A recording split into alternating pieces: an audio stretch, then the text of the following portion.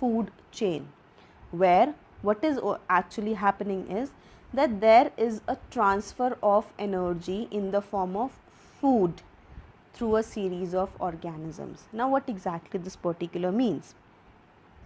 Over here, I have a series in front of you, like there is something like grass, and this particular structure is, or this particular plant part is basically eaten up by the mouse or mice. This particular mice will be eaten up by a snake, and this snake will be eaten up by the vulture or eagle.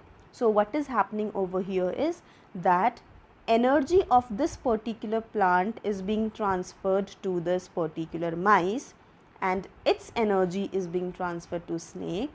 Snake's energy is being transferred to the bird over here.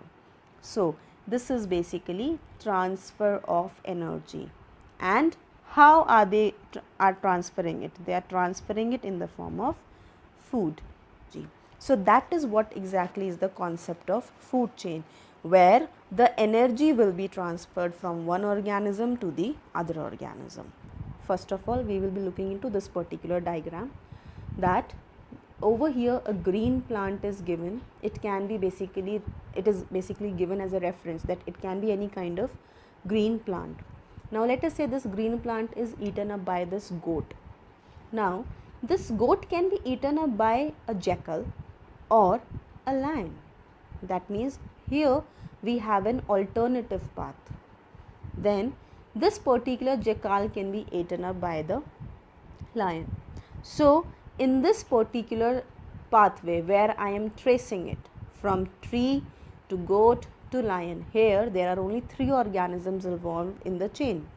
On the other hand, if I am going to trace this one, tree, goat, then jackal and then lion, here total 4 organisms are involved, and they are interrelated, because a goat can be eaten up by a lion, whereas it can be eaten up by a jackal, and lion can have jackal instead of goat.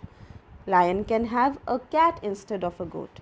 Similarly, it can have some other organism instead of jackal, goat or wild cat. It can be some other wild animal. That means a particular organism always have a choice that what exactly it wants to eat. Similarly, this particular tree can be you can say consumed by this particular goat.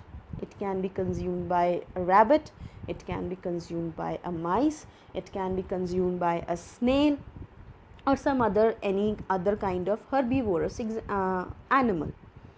That way what happens is that there will be an interrelation between different chains, because first chain is plant to goat to lion, second chain plant to goat, jackal, lion, next plant, rabbit, jackal, lion, next plant, rabbit, wild cat, then lion. Similarly, the chain can be extended, but because there are same individuals involved in this particular chain which can be interconnected at any level, that is why it is considered as a food web, because it behaves as if it is a web and not a single chain.